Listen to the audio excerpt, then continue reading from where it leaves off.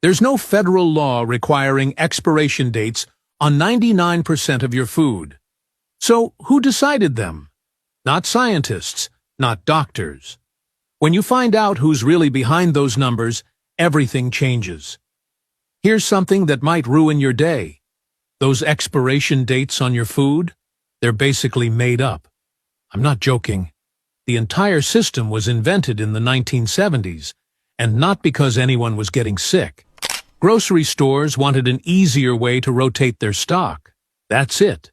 Before these little stamped numbers existed, your grandma would shake the milk carton, sniff the bread, and trust her own judgment. She was doing just fine. But then, the food industry realized something clever. Products labeled fresh sell for more money. Suddenly, everyone needed dates on everything. Here's where it gets ridiculous. There's no federal law requiring expiration dates on most foods in America. The only exception? Infant formula. That's the single product legally required to carry a date. Everything else? Completely voluntary. And it gets worse.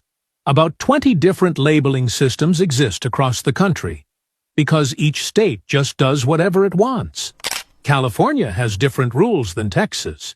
New York disagrees with Florida. It's chaos dressed up as consumer protection. My favorite part? The original purpose had absolutely nothing to do with telling you when food becomes dangerous. Zero. Zip. Nada. It was inventory management for store managers, not safety guidance for families. Yet somehow, we've all been trained to treat these arbitrary numbers like sacred commandments.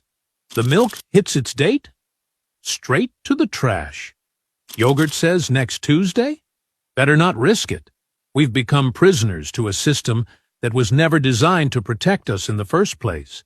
Makes you wonder what else we've been getting wrong, right? Well, those confusing phrases stamped alongside the dates are even more misleading. Sell by, best by, use by. They sound official and scientific, but the truth behind what each one actually means? That's where the real money-wasting confusion begins. Here's the thing most people get wrong. They see sell by and panic. They see best by and toss everything in the trash. They see use by and act like the food will explode at midnight. But these labels mean completely different things. Sell by is literally just a note for the grocery store. It tells the teenager stocking shelves when to rotate products to the back. That's it. It has absolutely nothing to do with when you should throw food away. I learned this the hard way after tossing perfectly good yogurt for years like some kind of dairy-disposing maniac. Best Buy is about quality, not safety. It's the manufacturer saying, hey, this tastes optimal before this date. After that, still perfectly fine. Just maybe not quite as crunchy or flavorful. Your cereal from 3 months ago won't hurt you. It just might be slightly less exciting. Which, let's be honest, describes most cereal anyway. Now, use by is the only one worth taking seriously. This label actually suggests a safety concern. You'll find it mostly on deli meats and unpasteurized products. Things that can genuinely make you sick. But here's the wild part. Roughly 80% of Americans don't understand the difference. 80%!